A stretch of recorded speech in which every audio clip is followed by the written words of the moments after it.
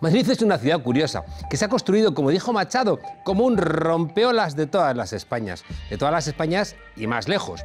Hoy es San Isidro, y San Isidro, que era un currante, hubiera estado en el 15M y hubiera pateado el trasero de la derechona que ha gobernado la ciudad y la comunidad durante más de 2 décadas sin dar un palo al agua. Madrid es una ciudad abierta, quizá demasiado, y por eso todo el mundo dice que vive en el centro. En el centro todo el mundo lo vive. Bueno, también es muy de Madrid decir que todo está ahí al lado, cuando en verdad es que te dicen eso y el sitio está en casa Dios. También decimos los madrileños que no tenemos acento, y luego vamos por ahí y nos dicen que es que si vamos de chulos. Vamos, que Madrid, decía, es una ciudad muy abierta, tanto que su música, el chotis, es vienés, y algunos dicen que escocés. El más famoso de los chotis, Madrid, Madrid, Madrid, es mexicano. En México se piensa mucho en ti. El traje típico, el mantón, dicen que para acercarlo es de Manila, pero realmente es de China. Dicen de Manila por aquello de Filipinas, tierra patria donde había unos últimos. El organillo proviene de Inglaterra y Joaquín Sabina de Úbeda, provincia de Jaén. El cocido madrileño, en verdad, es judío pasado por el cuscús de los árabes. Y de los bocadillos de calamares ni hablamos, porque mar en Madrid no hay, ¿eh? El alcalde más emblemático, Tino Galván, aunque nació en la calle donde yo vivo, en Madrid, era de origen soriano. La verdad es que si los de Bilbao son de donde les da la gana, de Madrid es, pues, quien quiere. Dicen algunos que Madrid es de derechas, pero para que no gobierne la izquierda, esa derecha que dice que es de Madrid y es mentira, siempre ha hecho trampas. En uno de los arcos de la Plaza Mayor colgaba la pancarta del no pasarán, en el 36, y pasaron las derechas porque les ayudaron los nazis alemanes y los fascistas italianos. Esperanza Aguirre, hablando de nazis y fascistas, la marquesa de la corrupción, es el emblema de la derecha madrileña. Gobernó después de que 2 diputados del PSOE fueran comprados. El día que ganó Manuela Carmena, yo estaba en la votación en el ayuntamiento y estábamos nerviosos. No hubiera otro nuevo tamallazo. No descartemos que tengan alguna preparada para este 26 de mayo. La derecha de Madrid solo es mayoritaria haciendo trampa o cuando la izquierda está muy dividida. Madrid tiene un himno que escribió un poeta filósofo, García Calvo, que recurrió a Valle Inclán, por cierto, un gallego que escribió el viacrucis madrileño más inmortal, Luces de Bohemia, que discurría por las calles del centro. Y decía, y viva mi dueño, que solo por ser algo soy madrileño. Vaya himno de la ciudad. La verdadera movida no fue la de los pijos, sino la de los barrios, y se la comió la heroína. No creáis, desobedientes, que se me olvida citar a Rosendo. Hijo de manchegos, corre, corre, corre, que te van a echar el guante. Estáis todas y todos invitados a Madrid, y cuando esté teñido todo de rojo, más bonito. Bienvenidas a la frontera.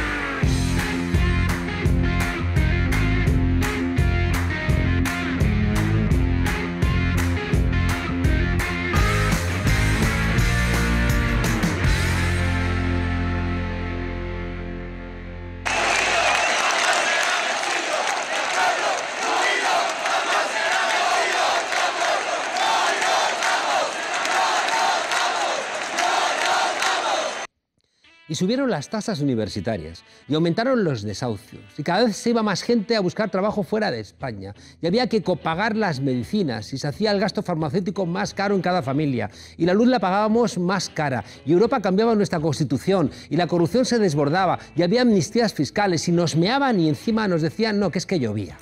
Y un 15 de mayo de 2011 salimos a la calle a decir que no nos representaban y que no éramos mercancías en manos de políticos corruptos y de banqueros sinvergüenzas. Dormíamos y despertamos y hoy seguimos desperazándonos.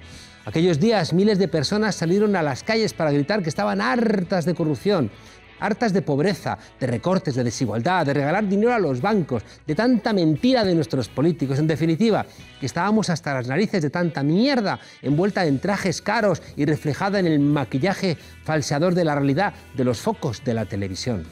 La crisis económica había estallado y la gente, cada vez más pobre, veía con impotencia cómo los que la habían provocado se hacían cada vez más ricos. La banca, los grandes empresarios, las eléctricas, los fondos de inversión, los políticos corruptos viviendo a todo trapo mientras sus televisiones y sus economistas de cabecera echándonos la culpa a nosotros, a las familias, porque según ellos, España se había arruinado por vivir por encima de nuestras posibilidades. Manda huevos. Y resulta que nadie tenía que devolver lo robado, que nadie tenía que rendir cuentas, que no había que cambiar nada de nada y que la culpa era pues eso de nosotros, porque ¿a quién se le ocurre vivir por encima de sus posibilidades? Y en este mundo al revés, los ladrones nos decían que teníamos que trabajar más y cobrar menos. Trabajando más y desgraciadamente ganando menos. Estos eran los jefes de la patronal que terminan en la cárcel, precisamente por mentirosos. Y entonces la desesperación en España se convirtió en indignación, en digna rabia. Y la digna rabia se convirtió en una nueva forma de entender la política. Nunca más la política sería una cosa exclusiva de los parlamentos. Y las calles se transformaron en improvisadas asambleas donde empezaron a descubrir por sí mismas las personas las alternativas, esas alternativas que el sistema político te negaba y que las élites económicas rechazaban y que los medios de comunicación silenciaban. Una pequeña gran revolución ciudadana frente al poder absolutista de una troika europea que imponía una austeridad suicida cuyo único objetivo era acabar con el estado de bienestar y sobre todo con la conciencia del estado del bienestar que nos llevaba a reclamarlo. Y todo ello, claro, saltándose la soberanía de los países. Te quitaban aquí, en nuestro país, en nuestra casa, los derechos conquistados, pero te decían que la responsabilidad era de Bruselas. Todo ello ejecutado aquí, con la complicidad de un bipartidismo turnista, liberales y conservadores que venían de Cánovas del Castillo. Y esta gente que había vivido tranquila a costa de una ciudadanía aletargada, distraída con la televisión, con los partidos de fútbol y ahí con las series que llegaban un poco tarde pero que tenían la misma lógica. Un sistema sancionado por una monarquía que vivía, claro, como viven los monarcas, a cuerpo de rey. Qué rápido se pusieron de acuerdo para reformar la Constitución en España. Era imposible, no abráis el melón de la Constitución, pero de repente viene un memorándum secreto de la Troika y venga a mutilar el artículo 135 a mayor gloria de la estabilidad presupuestaria. Y los deseos de Angela Merkel y de los bancos alemanes se convirtieron en órdenes para nosotros. Y a partir de ese artículo 135, apoyado por el PSOE, por el PP, por Pedro Sánchez y por toda esa gente que nunca vieron empeorar sus condiciones de vida, por culpa de ese artículo, aquí, recortes, recortes, recortes y más recortes. Y, por supuesto, gente que empezó a suicidarse.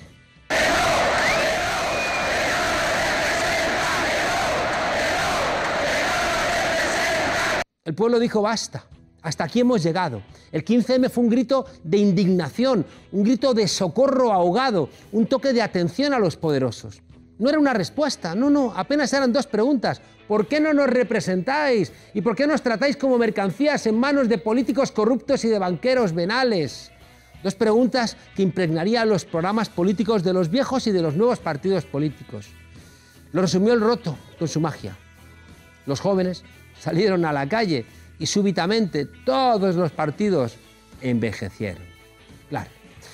Lo de un hombre y una mujer en España siempre ha sido un fraude. Bueno, y sigue siéndolo, ¿eh? Por eso ni el PSOE ni el PP quieren cambiar el sistema electoral, porque les beneficia. El 15M exigía un cambio de la ley electoral para que los votos fueran por fin proporcionales, iguales en todo el Estado, para que fuera verdad ese principio democrático básico de que los votos de todos pues valen lo mismo. Ya sabemos que hay gente que vota todos los días, pero pensábamos que los 46 millones de españoles podíamos, por lo menos el día de las elecciones, presuponer que nuestro voto era idéntico. Pero no, porque para eso habían diseñado una Constitución tramposa que incluía un sistema electoral que no se podía cambiar. Y puestos a pedir, en el 15M se pidió que se cumpliera también la Constitución, esa que siempre se incumple. Pedíamos una vivienda digna, una sanidad pública gratuita y universal, una educación pública y laica, una reforma fiscal para que realmente se cumpliera el artículo 31 que plantea que quienes más tienen, más paguen. En fin, todas estas cosas que dice la Constitución del 78, pero que el bipartidismo había guardado bajo llave en el baúl de los recuerdos. Los constitucionalistas son a las constituciones lo que los carteristas a las carteras. Demandaba el 15M transparencia en las cuentas de los partidos políticos. ¿Qué era eso de que te perdonasen los bancos tus deudas? ¿Y cómo es que un corrupto podía presentarse a las elecciones y ocupar un cargo público? ¿Y cómo es que las listas de los partidos eran una competencia exclusiva de los gerifaltes de los partidos y la gente que a dos velas? El 15M exigía la nacionalización de las entidades bancarias rescatadas por el Estado. O sea que rescatamos a los bancos y luego los bancos se quedan encima con nuestras viviendas. Se trataba de recuperar también las empresas públicas privatizadas, o mejor dicho, regaladas a los amiguetes de turno por el PSOE y por el PP. Toda revolución es antes una gran conversación. Y eso era el 15M, una gran conversación en las plazas de toda España. El manifiesto del 15M se convirtió en la hoja de ruta del cambio político en nuestro país. De aquel movimiento ciudadano nacieron las candidaturas de unidad popular, nacieron las mareas, las marchas por la dignidad, la reclamación de la sanidad, de la educación públicas con esas camisetas verdes, esas camisetas blancas. En aquella primavera de 2011, las calles y plazas de nuestro país se convirtieron en un referente internacional a nivel de conciencia social y de lucha pacífica. L'annonce d'une légère éclaircie. En tout cas, ça change. Ils ne cassent rien, ils en ont juste marre. Mais alors, marre. Apenas 8 años después, un partido del bipartidismo, algo renovado, va a gobernar. Y otro partido del bipartidismo va a estar en la oposición, parece que sin renovarse mucho. El PSOE, ese partido que había abandonado la agenda reformista y de izquierdas, tuvo que robarle el programa a Podemos para no desaparecer. ¿Se lo habrá creído o ha sido mera táctica? Felipe González, Susana Díaz, Alfonso Guerra, Vara, Paje, Lambán siguen ahí y son el alma liberal y de derechas del Partido Socialista. Tampoco hay que engañarse. Si el 15M era un desafío, el poder iba a reaccionar. Es verdad que se acabó con parte de lo viejo, pero el poder, como en el gato pardo, siempre sabe mimetizarse y cambiar lo justito para que todo permanezca en su sitio. Créeme, tío. Si no intervenimos, proclamarán la República en un abrir y cerrar de ojos. Si queremos que todo quede como está, es preciso que cambie todo. Lo cierto es que gracias al 15M, el PP de los 1000 imputados por corrupción está al borde de la desaparición. Gracias al 15M, el rey Juan Carlos tuvo que abdicar. El cuñado de Felipe VI cumple condena en la cárcel de Brieva. Mariano Rajoy hace footing un poquito más despacio que los vídeos famosos. De aquel histórico movimiento ciudadano nacieron las primarias en todos los partidos, el fin de las amnistías fiscales, las huelgas del 8M donde las mujeres reclaman no solamente identidad, sino también cambios reales para frenar con las diferencias materiales que sufren las mujeres en exclusiva sobre sus espaldas. Del 15M nació el crecimiento de la conciencia feminista, de la conciencia ecologista, nacieron las protestas de los pensionistas. El salario mínimo interprofesional subió a 900 euros. Si el 15M fuera gringo, vamos, es que tendría ya una serie. Por supuesto, sin dragones, ¿eh? El austericidio ha creado monstruos en todo el mundo. Pero en España, la rabia y la desesperación no se transformó en miedo y odio, sino en indignación y en esperanza. Eso sí que es para sentirse orgullosos de este país.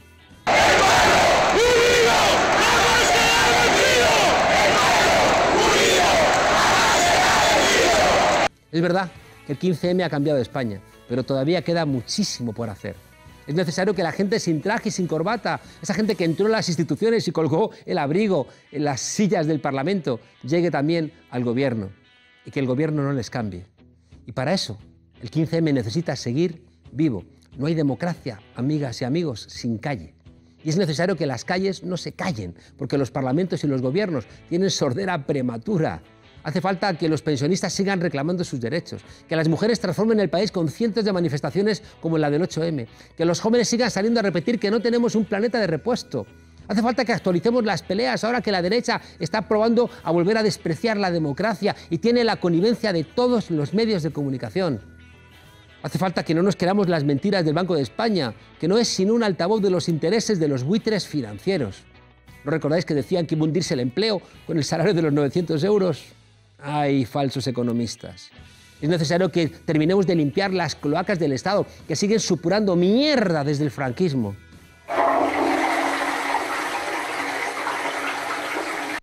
Es tiempo de que le digamos a la jefatura del Estado que la democracia también es cosa que afecta a los Borbones y que no tienen bula, y que no tiene sentido que la Constitución diga que son inmunes a cualquier tipo de delito porque son irresponsables.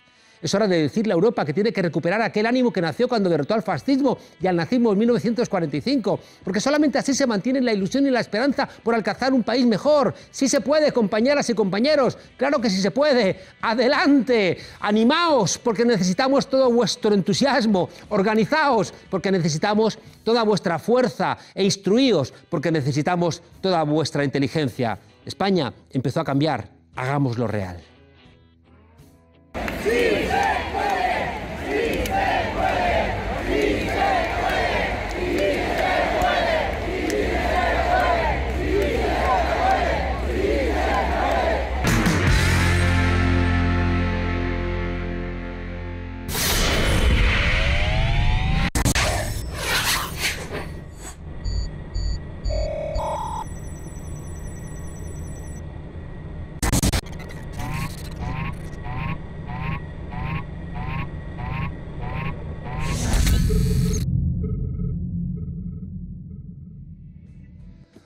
Abril, ¿quién me ha robado el mes de abril? Abril de 2016, en un coto privado llamado España, se organiza una montería de caza mayor. El objetivo es abatir a un partido de reciente creación llamado ¡ay! Podemos. En aquella versión de la escopeta nacional participaron todo tipo de siniestros personajes, desde policías corruptos como José Manuel Villarejo hasta periodistas sinvergüenzas como Eduardo Inda. Al final el tiro les ha salido por la culata y los cazadores terminaron cazados. Villarejo en la cárcel y los ojeadores venezolanos denunciados ante la Fiscalía General del Estado. Buenas noches, Patricia. Buenas noches. Oye, cuéntanos quiénes son estos venezolanos, ¿no? Y por qué estos ojeadores, ¿no?, de repente cambian de alguna manera de bando. Bueno, ellos digamos que pertenecen a una comisión de investigación que se hace en la Asamblea Nacional de Venezuela. Se supone que no son, vamos, de Maduro no son, vaya, de la Asamblea Nacional de Venezuela, representan lo que sería el Tribunal de Cuentas y han ido por diferentes países de Europa, primero han estado en Italia, ahora han hecho escala en España, denunciando, que es el objetivo que sacaron de esa comisión de investigación, denunciando a hasta 91 personas que según ellos han contribuido al desfalco del país, y dentro de estas 91 personas nos encontramos a 3 que están en los puestos superiores de mayor importancia, digamos, dentro de esta estructura que ellos mismos atribuyen como organización criminal, y que han participado, está acreditado que han participado en la elaboración de informes falsos contra Podemos, al menos 2 de ellos, y que uno se nos presenta en estos momentos como un testigo estrella, según uno de los últimos escritos enviado por Villarejo a la Audiencia Nacional contra Podemos. O sea, vamos a ver, hay unos diputados que además no son de Maduro, vamos, chavistas. no son. Esos diputados hacen un escrito de acusación respecto de los venezolanos que han robado hasta las cucharillas, y resulta que entre esos venezolanos políticos que han robado, denunciados por diputados que no son chavistas, aparecen, qué curioso, los venezolanos que habían denunciado a Podemos de todo tipo de barbaridades. Sí, es una paradoja, ¿no? Porque se supone que a Podemos se le acusa de ser chavista, de que Maduro les ha financiado y tal, pues resulta que es que los de Maduro que han robado, supuestamente que se lo han llevado, a quienes están ayudando a las cloacas del Estado, no están ayudando a Podemos, están yendo contra Podemos. O sea, que esos venezolanos, en el fondo, estaban trabajando para el PP, después de 5 años del PP acusando a Podemos de haber obtenido financiación de Venezuela, resulta que el PP estaba colaborando con venezolanos corruptos para sacarles acusaciones falsas contra Podemos. Bueno, no es que estuviera colaborando, es que les estaban ofertando. O sea, como están perseguidos por la justicia internacional, ellos les decían, vosotros si nos dais cualquier cosa contra Podemos, incluso construir documentación falsa, aquí podréis beneficiaros de beneficios penitenciarios y, bueno, penitenciarios ni siquiera, de beneficios procesales, viviréis genial, no se os abrirán procedimientos. Eso es lo que se grabó en Nueva York, ¿no? A Rafael Isea. Bueno, Rafael Isea, que finalmente este señor se echó para atrás, pero en el caso de Claudia Patricia Díaz, que es el caso que fue conocida como la enfermera de Chávez y que llegó a presidir el Tesoro Nacional, y este dato es muy relevante porque el documento del Euro-Pacific Bank viene, digamos, sustentado por una serie de órdenes de pago y de documentación que luego se ha visto que eran falsas porque ya no estaban a día de hoy en vigencia esos papeles, pero sí cuando Ana Patricia manejaba el Tesoro y las órdenes de... Claudia Patricia, perdona, no Ana Patricia, y las órdenes de pago, se me ha ido aquí la señora. ¿En qué estarías tú pensando? Los dineros se me van, ¿sabes? Y Claudia Patricia, y entonces es muy importante porque, claro, todo encaja, ¿no? Ella tiene una serie de documentación, de papeles que han servido después para que se hiciera un montaje, y ha dicho, ¿qué hay que hacer? ¿Un montaje contra Podemos? Pues un montaje contra Podemos, lo que haga falta. Pero después una de estas personas también reconoció que todo era mentira, ¿no? Esta misma en Hay concreto. uno de ellos que no, Claudia Patricia y su marido Adrián Velázquez, que fue jefe de seguridad de Chávez, nunca ha reconocido que esto fuera mentira. Quien sí lo ha reconocido fue el que fue vicepresidente de Energía, Nervis Villalobos, al cual la policía, igual que Aisea, que también ha reconocido la jugada que intentó hacer la policía española, que fue otro viceministro de Chávez, han reconocido que la policía española les ofertó de todo y que ellos dijeron que llegaron hasta un punto, dijeron que no, y de hecho fueron a la Fiscalía Anticorrupción y pusieron en conocimiento a la Fiscalía Anticorrupción las maniobras de la policía española. Fíjate que no sé por qué me suena que esta enfermera de Chávez también en algún momento reconoció que le habían venido a ofrecer algún tipo de prebenda si hacía acusaciones aunque fueran falsas. Lo voy a buscar, lo voy a buscar. Búscalo porque yo no lo tengo. Me da que se publicó en la prensa, no es que yo tenga información, sino que se publicó y luego en algún tenemos lugar. a Rafael Ramírez, que este es un elemento crucial. Porque si Nervis Villalobos era el presidente, el ministro de Energía, por decirlo en algún momento, Rafael Ramírez era el presidente de PDVSA, ¿no? Que es la petrolera nacional y que digamos que era el gran negocio en determinados años, ¿no? De Venezuela y que, pues desgraciadamente, y según apunta esta comisión de investigación, que esto me gustaría ponerlo de relevancia, porque si estas querellas que se han puesto en los diferentes países salen adelante al representar a la Asamblea Nacional, no a ningún partido político ni a ningún diputado, el dinero de embargarse y recuperarse se devolvería a Venezuela. Y eso están representando al país, no están representando a ningún partido político. Y esto me parece que es un dato diferenciador, que no es una acción de la oposición contra Maduro, sino que es una acción del país en favor del país. Y de la Asamblea, con esa discusión que tienen interna entre los dos tipos de asambleas y... ¿Sabes? Parece que estos diputados que están en este grupo de la Comisión de Investigación, pues no son de Maduro, pero tampoco son de Leopoldo López, ni de Guaidó, ni de una cosa... Son del país. Del país. ¿No? Oye, estamos hablando de... Rafael Ramírez, presidente de PDVSA, este es clave. ¿Por qué? Porque le acusan de haber creado, junto con su primo, Diego Salazar y otros empresarios y otros funcionarios y tal, de haberse llevado 100.000 millones de euros, de dólares que se dice pronto del país, y de haber generado un colapso que es lo que lleva ahora mismo al corte eléctrico y a la pobreza energética. Son cantidades, dices, ¿cómo puede una persona robar 100.000 millones? Claro, no es una persona, es toda una red, pero 100.000 millones que claro, cuando tú dices, ¿qué pasa en Venezuela? Pues lo que pasa en Venezuela es que ha habido una red que ni siquiera es todo que es el 25% del pero no es todo el régimen siquiera, es una serie de gente... Es una serie de gente localizada, que hay una investigación abierta y que por eso yo creo que esta acción es buena, que la han expoliado, vamos, y que se puede recuperar el dinero, eso es lo bueno. Oye, Rafael Ramírez es el testigo estrella ahora de Villarejo. Testigo estrella de Villarejo. En una pieza que aún está secreta. En la causa Tandem. Villarejo, bueno, no sabemos hasta qué punto habrá por ver, pero bueno, él podía sospechar, porque ya estaba imputado en el caso Nicolás, estaba imputado en el caso de la doctora Pinto, podía sospechar que en algún momento alguien iba a entrar en su casa, le iba a detener y iba a registrar, ¿no? Entonces quizá dijo, pues acaso una vez entrar a registrar me voy a dejar algunas cositas de regalo y voy a hablar con algunos amigos. Bueno, pues parece que ha dejado algunas cositas, como esta serie de documentos que le pudieron proporcionar en ese momento pues estos venezolanos que colaboraron con él, y Rafael Ramírez, el presidente de PDVSA, que está en Italia y que no quiere pues moverse mucho de allí, a ver si le van a detener en algún otro lugar, solicita a Villarejo la Audiencia Nacional que declare por videoconferencia, porque supuestamente va a contar los pagos hechos a Podemos cuando... O sea, que Rafael Ramírez supuestamente ha hecho pagos a Podemos. Sí. ¿A qué tienes tus ganas?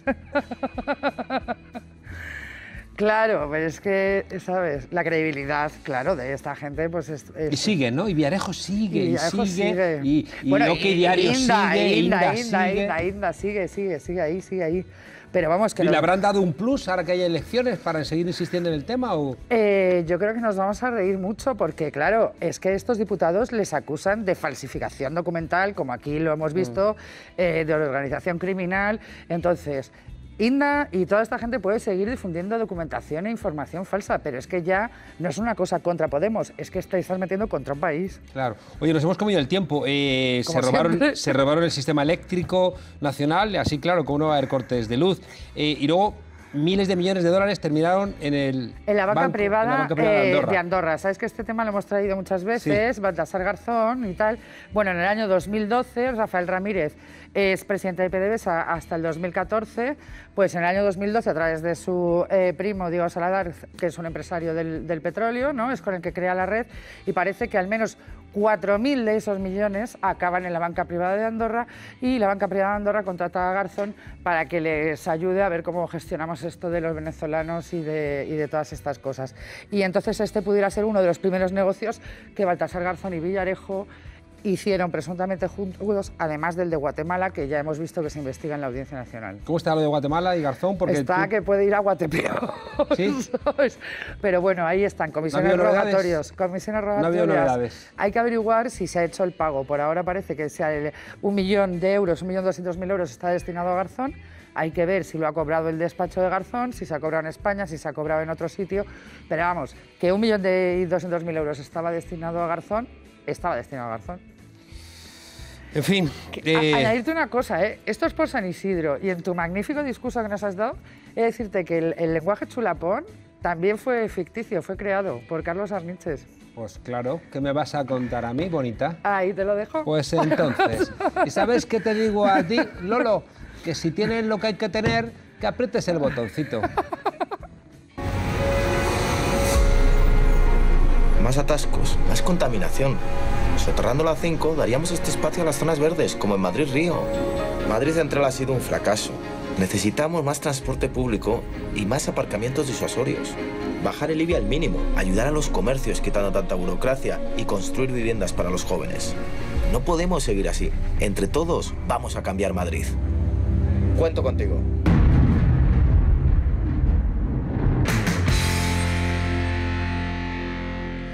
Hoy día de San Isidro, los políticos madrileños de casi todos los colores han abrazado a niños vestidos de chulapos y chulapas, han saludado a ancianos y comido rosquillas al borde de la obstrucción de la tráquea en la pradera de San Isidro. Ellos y ellas, por cierto, también vestidos de chulapos y chulapas, y la alcaldesa de anciana venerable. Hoy, 15 de mayo de 2019, es un día castizo, festivo y de celebración en Madrid, pero el corazón de nuestro invitado regresa al 15 de mayo de 2011.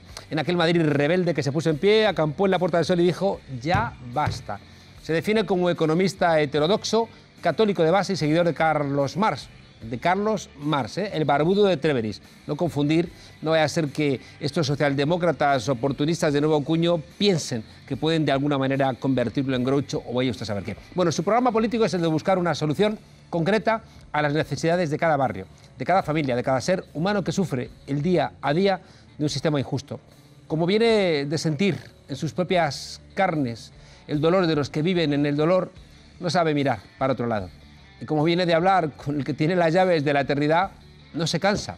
Es de esas personas que si está contigo en una trinchera, tienes las espaldas a toda fe cubiertas. Y cuando no silban las balas, aprovecha y se pone a estudiar. Carlos Sánchez Mato, muchas gracias por estar aquí en nuestra frontera. Un placer estar contigo y con vosotros, claro. Oye, Carlos, la derecha en Madrid parece del siglo pasado, pero del siglo pasado, de comienzos del siglo pasado, ¿no? Llama la atención que haya sido capaz de gobernar en Madrid durante más de 2 décadas. Pues seguramente por la inacción de la inmensa mayoría social. Todo el mundo sabe que los barrios obreros de Madrid, pues bueno, pues la gente va a votar en un porcentaje infinitamente inferior que los barrios donde hay gente de renta más elevada. Y así nos va cuando eso ocurre. O sea, no somos capaces de convencer a los sectores más humildes de que vayan a votar. Y eso pasa porque cuando tenemos la oportunidad de gobernar, en ocasiones lo que hacemos es no ser fieles a nuestros principios, a los principios que nos recordaba y has hecho una mención magistral de lo que ocurrió el 15M. Hemos tenido una gran oportunidad estos 4 años y solamente la hemos aprovechado parcialmente. Cuando llegó el momento de hincar la rodilla ante los poderosos, pues desgraciadamente, por supuesto la derecha, pero parte de la llamada izquierda, pues claudicó. ¿Qué parte de los éxitos de la gestión de Carmena crees que son tuyos? Bueno, en ningún caso solo míos, pero desde luego del equipo que se creyó profundamente el principio de programático de Ahora Madrid, que dijimos que había que dar un impulso muy potente desde el punto de vista presupuestario. Tú eres el responsable de la parte económica. Sí, evidentemente, de la alcaldía. evidentemente el hecho de que se multiplicara en esos 2 primeros años por 2 la inversión y se incrementara el 73% del gasto social y se redujera un 42% de la deuda y se tuviera superávit presupuestario, pues sí, humildemente, mérito mío. Eso es lo que posibilitó un gran salto hacia adelante. Lo que ocurre es que en la última parte de la legislatura todo eso quedó reducido a la 10ª parte que lo que habíamos tenido en la primera parte del mandato, por la imposición de Montoro y desgraciadamente por la aceptación de Manuela de esas premisas. Quería preguntarte por eso, es decir, ¿cuáles fueron las razones de tu desencuentro con la alcaldesa Manuela Carmena cuando eras concejal? Responsable de la economía de la ciudad. Solamente el desencuentro se produjo al final. Os podéis imaginar que durante todo el transcurso de la primera parte del mandato, el impulso presupuestario tan enorme y tan enormemente positivo, pues no fue una decisión solamente mía. Todos los concejales y concejalas, con Manuela a la cabeza, sabían que las actuaciones, los ataques del Partido Popular, tanto en la Administración Central como en Delegación de Gobierno, como en la Comunidad Autónoma, eran arbitrariedades. De hecho, Manuela lo dijo por escrito y en público. Lo que ocurre es que, llegado el momento, pues hubo una rendición ante esas imposiciones. Y yo, vamos, gente inteligente como tú lo eres, Juan Carlos, sabes perfectamente que si llegáramos a alcanzar gobiernos en la Comunidad Autónoma, ojalá la compañera Isa Serra, o en el Gobierno de la Nación, y ojalá el compañero Pablo Iglesias y mi compañero Alberto Garzón alguna vez estén en el Gobierno, ¿crees que tendríamos menos presiones de las que yo he soportado, o en este caso el Gobierno de ahora Madrid ha sufrido? Y claro, la diferencia es cómo respondemos a esas presiones. Si el compañero y amigo Nacho Álvarez fuera ministro de Economía, recibiría presiones de todo tipo. El tema es cómo respondemos a las mismas. ¿Hubiera sido posible construir una sola lista en la Alcaldía de Madrid de la izquierda? Por nuestra parte hemos hecho todo lo humanamente posible. Cuando digo en nuestra parte, te puedo hablar de Izquierda Unida y tengo la convicción de que los compañeros de Podemos Madrid... Podemos decidió no presentarse como una deferencia, ¿no?, a lo que significaba Manuela Carmena en los ayuntamientos del cambio, una construcción inicial donde Podemos hizo un esfuerzo muy importante, ¿no?, para apoyar a Manuela. Yo he repetido muchas veces que el candidato inicialmente era yo, ¿no?, a la alcaldía de Madrid, y entendí que Manuela era una gran candidata, mejor que yo. En ese momento al menos así me pareció, ¿no? Yo creo que ha habido una generosidad enorme por parte de los diferentes actores políticos, que no tenemos por qué renunciar al enorme capital real y simbólico que tienen las organizaciones políticas. En este caso, el trabajo que se hizo en 2014 y en 2015, colectivo, de las gentes de Podemos, de las gentes de Izquierda Unida, de las gentes de otras organizaciones políticas más pequeñas y de movimientos sociales y vecinales, fue ejemplar. Levantamos algo más que una candidata, levantamos un programa político, y nuestra obligación es defender ese programa político y no olvidarnos de él cuando llegamos a la institución, porque si nos olvidamos de ese programa político, tenemos problemas luego. Y ahora llegamos, Carlos, a una contradicción. Es decir, Manuela Carmena significa todo ese esfuerzo durante 4 años de mucha gente, de muchas organizaciones, donde estaban los movimientos sociales, estaba Podemos, estaba Izquierda Unida, es decir, que todo un apoyo, ¿no?, que concentró, que prestó, ¿no?, toda su credibilidad a Manuela Carmena. Sin embargo, Manuela Carmena entendió que prescindía de todos esos apoyos. Y entonces llegamos a una suerte de callejón sin salida, donde si no se apoya a Manuela Carmena, estás tirando por la borda toda esa construcción colectiva, pero si la apoyas, estás de alguna manera dando por bueno ese desprecio a todas esas fuerzas políticas que la construyeron como lo que es. Yo no creo que haya que tirar por la borda lo que se representa esa parte de Madrid y de la izquierda de Madrid, pero es una izquierda que quiere ser amable y que cuando llega el momento de la confrontación, si me permites la expresión, chaquetea. Y creo que eso... ¿Crees que Manuela Carmena es chaquetera? No, lo que quiero decir es que no califico moralmente a nadie. Yo no creo que responda a otra cosa que lo que ha respondido el Partido Socialista históricamente. Lo digo de otras maneras. ¿Crees que es más amable o es menos dura con las amenazas y las críticas y los chantajes que hace el poder?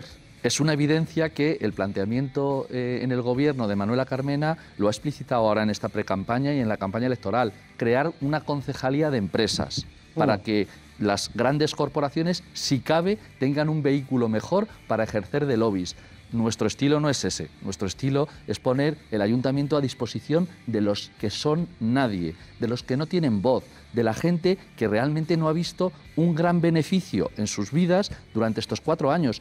Y no porque no hayamos puesto una enorme caudal presupuestario para que se haga, pero hace falta además que eso sea de una manera continua, no solo los 2 primeros años de gobierno, 3. Una concejalía de pequeña y mediana empresa no estaría mal, ¿no?, en Madrid. No es necesaria. De hecho, te puedo asegurar que yo desde el Gobierno conozco que las empresas, las que actúan de manera normal, las que hacen actos y no quieren que se les regale nada, esas empresas están bien tratadas y lógicamente tratadas.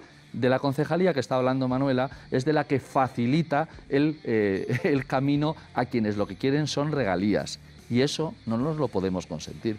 Tú, como concejal de Economía del Ayuntamiento de Madrid, respondías a un programa y respondías también a algún colectivo que de alguna manera fiscalizaba, acompañaba tu tarea como concejal. En Ahora Madrid establecimos una serie de organismos, en este caso la Mesa de Coordinación, que era quien debería haber actuado como garante del cumplimiento del programa. Desgraciadamente, en este caso, pues Manuela no quiso respetarla desde el minuto 1.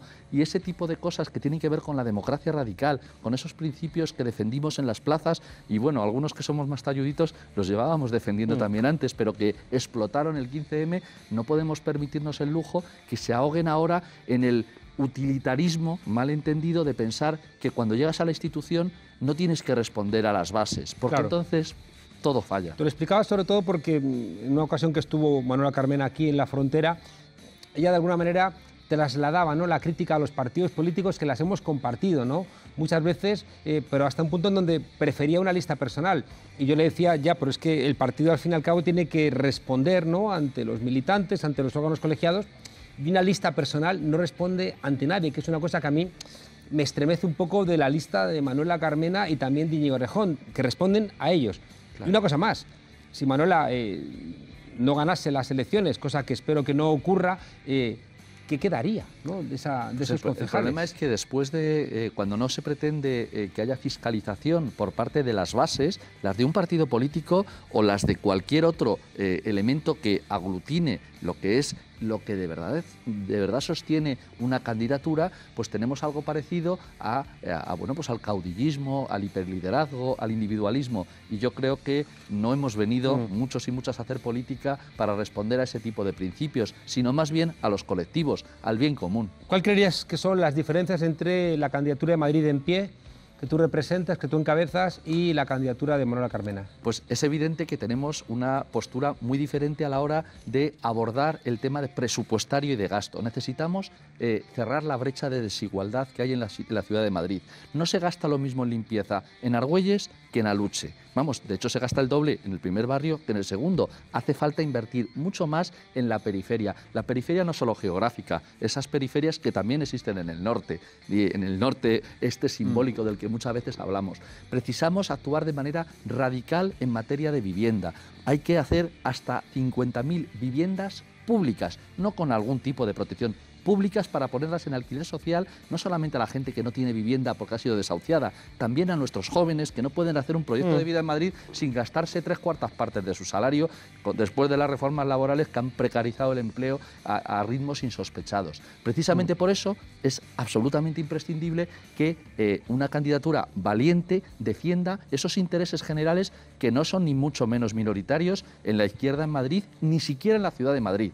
Y tenemos la obligación de que se vean representados. He leído hoy a José Manuel Calvo, a quien conozco mucho y aprecio, decir en una revista del sector de las casas de apuestas que las casas de apuestas ofrecen entretenimiento, ¿no?, y que no son un problema y que los menores no apuestan, ¿no? Y me ha llamado un poco la atención. Juan Carlos, es durísimo para los que además hemos vivido, y permíteme que haga este simbolismo, pues muy cerquita de donde estamos grabando aquí, mi barrio de toda la vida, Aluche, y hemos vivido el sufrimiento de mi generación con la heroína. Claro. El caballo del siglo XXI son las casas de apuestas, que se centran sobre todo en los lugares donde esa desigualdad de la que hablaba antes es más fuerte. no podemos ser neutrales. No podemos ser neutrales ni frente a las grandes empresas que subastan y se quedan con el terreno público, el suelo público, para hacer vivienda de lujo y oficinas en la Operación Chamartín, ni tampoco frente a estas corporaciones que con las casas de apuestas lo que hacen es sacar los mínimos recursos que tienen nuestros jóvenes para convertirlos en esclavos de un sueño mejor. No podemos permitir que esa neutralidad invada bueno, pues la política post-15M. ¿No puede haber una visión objetiva con una comisión de expertos y algún proceso de debate abierto y participativo para terminar con esta confrontación en torno a la Operación Chamartín, a Madrid Nuevo Norte? Es perfectamente posible y necesario cerrar esa brecha que también existe desde el punto de vista urbanístico en el norte de Madrid, pero es que es perfectamente posible. Pero ¿sabes lo que ocurre? Que hay propuestas como la que hacemos, en este caso, la compañera Isa Serra y nosotros en la ciudad de Madrid, Izquierda Unida, Madrid en Pie Municipalista, estamos planteando lo mismo. Estamos planteando, ¿es la vivienda un problema en Madrid? Pues hagamos 16.000 viviendas en Chamartín. Ahora bien, 16.000 viviendas asequibles, que nuestros jóvenes las puedan alquilar a una media de 100 euros.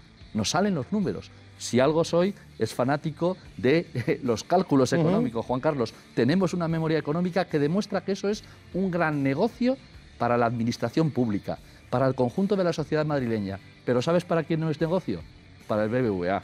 Y claro, por eso han mantenido durante todos estos años ocultos esos papeles de Chamartín, contratos en los que de alguna manera se ve muy claro, y el BBVA lo explicita claramente en sus reuniones de Consejo de Administración, cuyas actas hemos hecho públicas recientemente, que han hecho un gran negocio a costa del suelo público. No podemos colaborar con una cosa así. Eso es algo que va en contra de los principios no solo del 15M, sino de la realidad objetiva de la solución de los problemas de nuestra ciudad. Y es que hay alternativa. El suelo es público en un 75%. Hagamos un desarrollo urbanístico que arregle la estación de Chamartín, que ponga vivienda pública barata a disposición de nuestros jóvenes y de nuestra gente más necesitada, que es de todo tipo, que hay rentas de 1.000 euros y gente que no tiene dinero. Nada. Isa Serra, desde la Comunidad de Madrid, la candidata de Unidas Podemos, sí que ha hablado que la Operación Chamartín le huele a chamusquina. En cambio, me ha llamado la atención que Íñigo Errejón parece como que se está poniendo de lado porque dice, como Carmena lo defiende, yo me voy a callar porque tampoco parece que quiera defenderlo. Claro, pero es que en este tipo de situación, Juan Carlos, nos jugamos mucho, porque ya ha habido en el pasado izquierda con representación municipal que aceptó lo de las 4 torres. Y luego hemos visto, me refiero a la antigua ciudad deportiva del Real Madrid, y luego hemos visto lo que eso suponía. ¿Vale? En Izquierda Unida en Madrid tuvimos que hacer una catarsis y había una gente que estaba en nómina de Florentino Pérez. Pues claramente. Bueno, pues yo lo que digo es que la gente se pregunte por qué, en este caso, ante un planteamiento que defiende los intereses generales y otro que defiende la cuenta de resultados del BBVA y de la constructora San José, hay gente que se dice de izquierdas y que abandona el pacto contra la especulación que firmamos en 2015, todos nosotros, José Manuel Calvo el primero, pero ahora abandonan ese principio. Íñigo Errejón en 2015 hubiera defendido lo mismo que defiendo yo. Ellos son los que tienen que explicar por qué abandonan al pueblo y a sus necesidades. Pero nosotros y nosotras estamos obligados, y yo le agradezco por supuesto a la compañera Isa Serra y a toda su candidatura, que son beligerantes contra los poderosos. Porque, como indicaba antes, y me ha encantado la entrevista que le has hecho a Patricia, antes que a mí, es que cuando somos incómodos, a esos poderosos, bueno, pues tiene su sentido que hagamos política. Si no somos incómodos, no vamos a ninguna parte. Preguntarte, porque claro, Izquierda Unida en su momento tuvo gente en nómina de Florentino Pérez y ahí se hicieron barbaridades. Recuerdo, bueno, pues la esquina del Real Madrid, las propias 4 torres, etcétera, etcétera, etcétera, ¿no? ¿Estás planteando que puede haber gente ahora en nómina en la política madrileña? Esas cosas terminan sabiéndose cuando pasa tiempo. Lo que sí está claro es que los que nos oponemos a ese tipo de situación sufrimos todo tipo de ofensivas por parte de quienes están muy interesados en que las cosas sigan como estaban. A mí no solamente me persiguieron por el plan económico financiero, Juan Carlos, me persiguieron por hacer auditoría de la deuda y sacar muchos pufos del Partido Popular y que bueno, pues que evidentemente las dan daño. Tengo una querella de Villarejo que bueno, pues que es por algo. Creo que sabéis perfectamente de lo que estamos hablando. Esas cloacas del poder actúan, pero desde luego los que tenemos y las que tenemos principios no nos vamos a arrugar ante eso. Carlos Sánchez Mato, de Izquierda Unida, Madrid en Pie, tu candidatura a las encuestas no despega. Bueno, las encuestas, te digo, en primer lugar, la más importante, que es la del CIS, es algo que, bueno, pues incluso se puso, se realizó el trabajo de campo cuando ni siquiera existíamos como candidatura, ni yo era el candidato.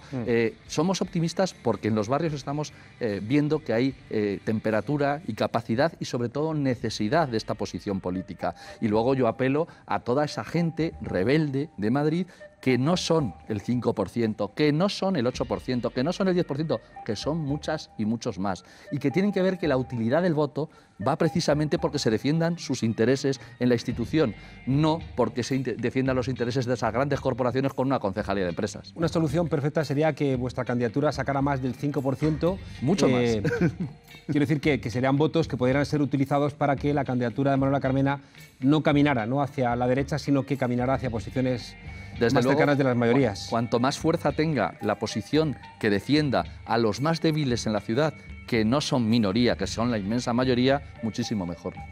Vienes del cristianismo de base. Sí. ¿Tu formación sirve para pensar un Madrid mejor?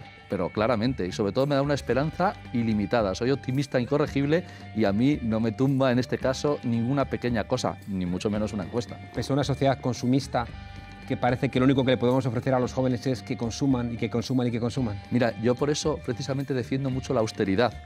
La austeridad, no el austericidio. O la sobriedad. La palabra sobriedad es bonita, pero vamos, más que austeridad. A mí me encanta ser sobrio y austero y hacer dispendios con los que me rodean. Eso me encanta.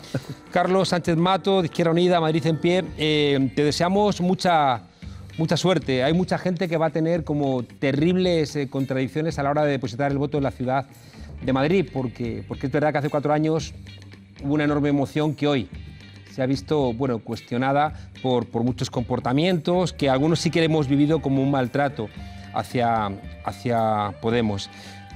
Pero no queremos que la derecha gobierne esta ciudad, y queremos que gobernar la izquierda en la Comunidad de Madrid y en Madrid le hace falta a ese país. Está clarísimo. Yo lo que sí que os puedo asegurar es que llevaremos a la institución, si los madrileños y madrileñas quieren, que estoy seguro que querrán, los principios de ese 15M, los principios que los compañeros y compañeras de Podemos han defendido siempre y los compañeros y compañeras de Izquierda Unida y de otros movimientos vecinales y políticos. Vamos a estar ahí para decirle a esos poderosos que no van a tener carta blanca. Carlos Sánchez Mato, responsable seguramente de lo mejor de estos 4 años en cuestiones económicas de la Alcaldía de Madrid, y por estas cosas de la política en una lista diferente de la de Manuela Carmena, en la lista de Izquierda Unida, Madrid en pie. Mucha suerte. ¿Qué voy a decir los desobedientes? Muy atentos estas 2 semanas porque vamos a seguir acercándonos para votar como no Dios manda, sino como la democracia manda. Hasta mañana, desobedientes.